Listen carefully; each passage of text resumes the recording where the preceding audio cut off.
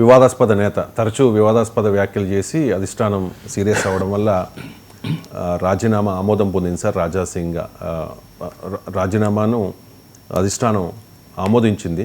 So ఆమోదించిన తర్వాత, ఆ నిర్ణయం తర్వాత రాజాసింగ్ కూడా మాట్లాడారు. తుది శ్వాస వరకు హిందుత్వం కోసం పనిచేస్తానంటూ ఆయన చెప్పారు. ఒకసారి రైట్.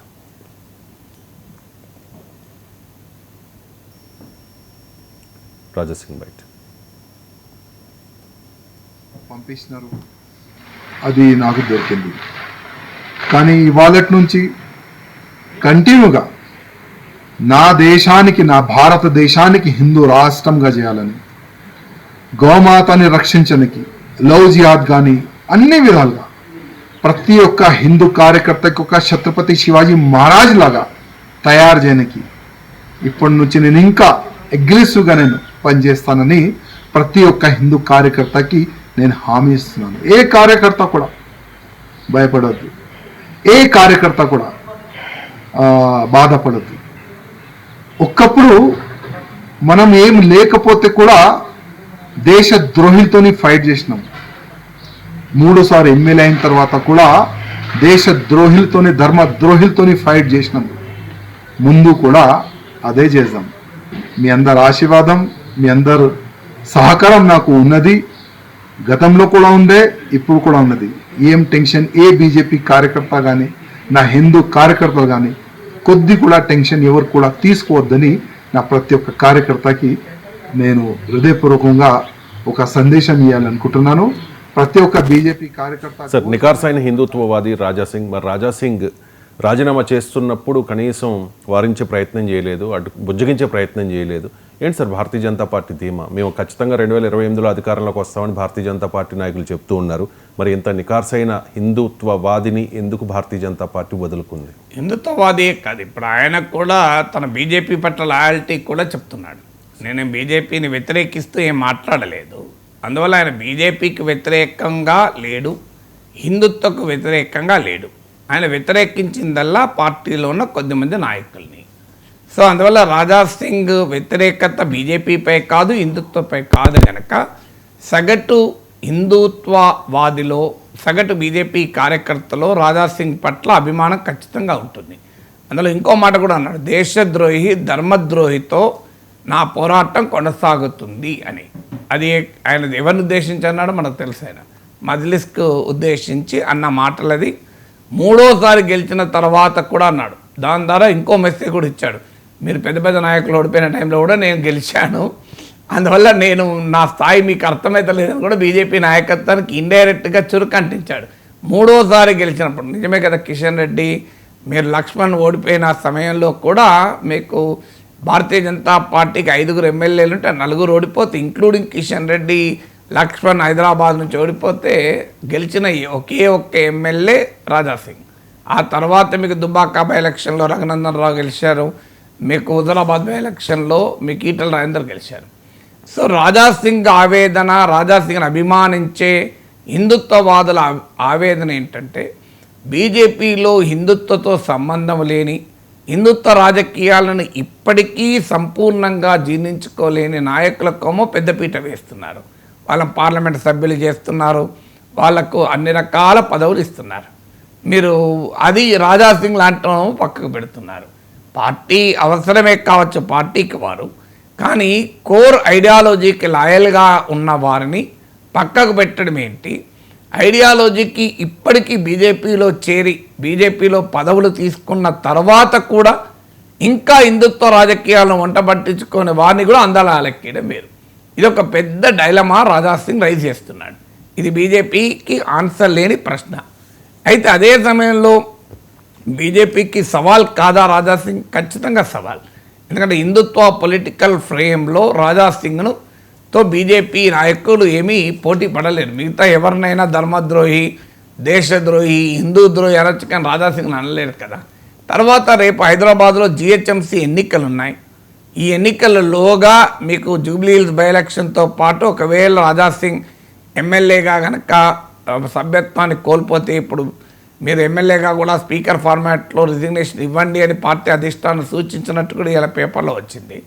అదే కాకుండా డిస్క్వాలిఫికేషన్ మోషన్ కూడా మూవ్ చేస్తారు అని కూడా వచ్చింది. అలాంటప్పుడు ఆయన ఎమ్మెల్యే కనుక కోల్పోతే గోషామాల్లో కూడా బై ఎలక్షన్ వస్తుంది. గోషామాల్లో బీజేపీ రాజాసింగ్ కూడా ఫేస్ చేయాల్సి వస్తే రాజాసింగ్ ఇండిపెండెంట్గానే పోటీ చేస్తాడు. సో అందువల్ల జిహెచ్ఎంసీ ఎన్నికల్లో రాజాసింగ్ ఎఫెక్ట్ కూడా ఉంటుంది. అయినా కూడా మరి రాజాసింగ్ను పోతున్నా బుజ్జగించలేదన్నది మీ ప్రశ్న. బుజ్జగించకపోవడం అనేది కాదు, ఆ ప్రయత్నాలన్నీ గత ఎపిసోడ్లలో జరిగాయి.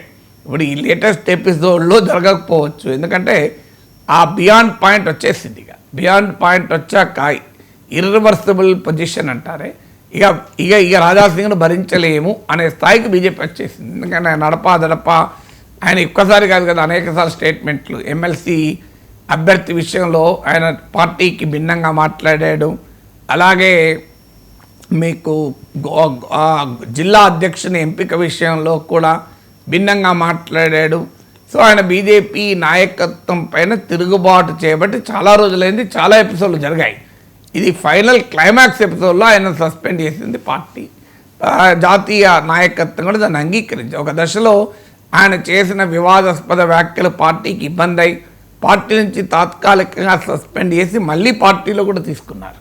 సో ఇదంతా జరిగింది కనుక ఇక క్లైమాక్స్, ఇక కెనాట్ బి డన్ ఎనీథింగ్ అలాగే వదిలేస్తే రాజాసింగ్ ఇంకా రెచ్చిపోతాడు. రాజాసింగ్ ఇలాగే రెచ్చిపోతుంటే పార్టీలో ఇతరులకు కూడా మేమైనా మాట్లాడచ్చు కదా స్వేచ్ఛగా, ఏమవుతుంది? ఇప్పటికే బీజేపీలో ఈ గందరగోళం ఉంది. హైడ్రా విషయంలో ఒకరు సపోర్ట్ చేస్తారు, ఒకరు వ్యతిరేకిస్తారు. మీకు కాళేశ్వరం విషయంలో ఒకరు కేసీఆర్ మంత్రివర్గం నిర్ణయమని ఈటల రాజేందర్పై చెప్తారు. పార్టీ ఏమో లేదు ఇది కేసీఆర్ పనే, కేసీఆరే కావాలని చేశారని పార్టీ అంటది.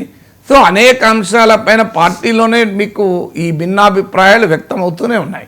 దానికి తోడు రాజాసింగ్ కూడా రోజు ఏదో ఒకటి మాట్లాడితే పంటి కింద రాయిలాగా ఉంటుంది వ్యవహారం. అందువల్ల బీజేపీ నాయకత్వం వాంట్స్ టు మూవ్ ఆన్. ఎందుకంటే ఆయన ఎంత ప్రమాదం ఉంటుంది, లోకలైజ్డ్ అంటారే, అంటే ఒక ప్రాంతము ఆ ఏరియా మీకు మహారాజ్గంజ్ ఏరియా, ఆ ఏరియాకు దాటి రాజాసింగ్ ప్రభావం రాష్ట్రం అంతా ఉండదు అనేది బీజేపీ అంచనా. ఎందుకంటే హిందుత్వవాదిగా రాజాసింగ్ ఐడియాలజికల్ ఛాలెంజ్ కావచ్చు బీజేపీకి, కానీ బీజేపీకి అలా జాతీయ స్థాయిలో ఉన్న బలం కానీ దేశంలో హిందుత్వ రాజకీయాల్ని మోడీ తీసుకెళ్తున్న తీరు కానీ చూసినప్పుడు బీజేపీ కన్నా గొప్ప హిందుత్వవాది రాజాసింగ్ కాలేడు. ఇది మీకు బాలాసాహెబ్ ఠాక్రేనే కాలేకపోయాడే, మీకు యోగి ఆదిత్యనాథే కాలేకపోయాడే, అందువల్ల రాజాసింగ్ కాగలడా? సో తెలంగాణలో కూడా యోగి లాంటి నాయకుడు కావాలి అన్నాడు. సో యోగి లాంటి నాయకుడు కూడా బీజేపీ నాయకత్వంలో ఒదిగిపోయాడు కదా, బీజేపీ సంస్థాగత క్రమశిక్షణలో భాగమయ్యాడు కదా. అలాంటప్పుడు రాజాసింగ్ బయటికి వచ్చి ఏ రకమైన ప్రభావాన్ని చూపగలుగుతారు? ఉమాభారతి లాంటి వాళ్ళు చూపలేకపోయారు, కళ్యాణ్ సింగ్ లాంటి వాళ్ళు చూపలేకపోయారు. ఉమాభారతి మీకు కళ్యాణ్ సింగ్లు అయితే మామూలు నాయకులు కాదు కదా. మీకు అయోధ్య రామ మందిర ఉద్యమ సమయంలో కళ్యాణ్ సింగ్ ఉత్తరప్రదేశ్ ముఖ్యమంత్రి, మీకు యడియూరప్ప కూడా బయటకు వచ్చి మళ్ళీ రావాల్సి వచ్చింది, అయినా ఏమీ చేయలేకపోయాడు, కొంత పేరుకు నష్టం చేశారు మాత్రమే. సో ఇలాంటి ఉమాభారతి, కళ్యాణ్ సింగ్ లాంటి పవర్ఫుల్ హిందుత్వవాదుల దాడి నుంచి కూడా బీజేపీ నిలబడగలిగింది. అందువల్ల అంతకుముందు జనసంఘ్ కాలంలోనే బలరాజ్ మతోక్ లాంటి నాయకులు బయటకు వచ్చారు. అందువల్ల పార్టీ వ్యక్తులే. వ్యక్తులు ఎంత బలవంతులైనా పార్టీకి ఉన్న బలం ముందు వ్యక్తులు బలవంతులు కారు. చాలామంది చాలా పెద్ద నాయకులుగా భావిస్తారు, మేము డ్యామేజ్ చేయగలమని భావిస్తారు, కానీ ఐడియాలజీ క్యాడర్ బేస్డ్ పార్టీలో వ్యక్తులు చేసే నష్టం బియాండ్ పాయింట్ ఉండదు. కొంత ఉండొచ్చు. యడియూరప్ప కర్ణాటకలో కొంత నష్టం చేశాడు, కర్ణాటక జనతా పక్ష అని పార్టీ పెట్టాడు, 10-12% ఓటింగ్ కూడా తెచ్చుకున్నాడు, కానీ వెనక్కి రావాల్సి వచ్చింది. ఉమాభారతి, కళ్యాణ్ సింగ్లు అయితే ఏమీ చేయలేకపోయారు. సో అందువల్ల రాజకీయ పార్టీలో ఆ స్ట్రక్చర్ ఉంటుంది, పార్టీకి ఒక ఆర్గనైజేషన్ ఉంటుంది. అందువల్ల రాజాసింగ్ కెన్ క్రియేట్ ప్రాబ్లం, కానీ బియాండ్ పాయింట్ రాజాసింగ్ ఏదో థ్రెట్ అయిపోతాడు బీజేపీకి కాదు. అన్నిటికీ మించి రాజాసింగ్ బీజేపీ ప్రత్యర్థుల్లో కూడా ఇమడలేడు, అది ఒక అడ్వాంటేజ్ బీజేపీకి. రాజాసింగ్ కాంగ్రెస్ అకామిడేట్ చేయలేదు, మీకు బీఆర్ఎస్ అకామిడేట్ చేసుకోలేదు. ఎందుకంటే ఆయన అగ్రెసివ్ హిందుత్వవాదిని తమ ఫోన్లో పెట్టుకుని కాంగ్రెస్ బీజేపీ ఏం పోరాడుతుంది, బీఆర్ఎస్ బీజేపీ ఏం పోరాడుతుంది. సో అందువల్ల ఆయన పర్సానా నాన్ గ్రేటా అంటారు, ఆయన అంగీకరించలేదు, కాంగ్రెస్ అంగీకరించలేదు, బీఆర్ఎస్ అంగీకరించలేదు. అదొక బీజేపీకి అడ్వాంటేజ్. ఎందుకంటే తమ ప్రత్యర్థితో కలిసినప్పుడు రాజాసింగ్ ఎక్కువ ప్రమాదం అవుతాడు, కానీ తన ప్రత్యర్థితో కలవలేడు కదా. మీకు ఉమాభారతి కళ్యాణ్ సింగ్లు కూడా అదే ప్రాబ్లం, కలవలేకపోయారు ప్రత్యర్థులతో. ప్రత్యర్థులతో కలవలేనప్పుడు, స్వంతగా అంత ప్రభావం చూపలేనప్పుడు బీజేపీకి అదొక పెద్ద ఛాలెంజ్గా ఉంటుందని అనుకోను. లోకల్గా మాత్రం కొంత ఇంపాక్ట్ అయితే ఉంటుంది. అది ఆ ఇంపాక్ట్ సిద్ధపడే రాజాసింగ్ని వదులుకోవడానికి బీజేపీ రెడీ అయింది.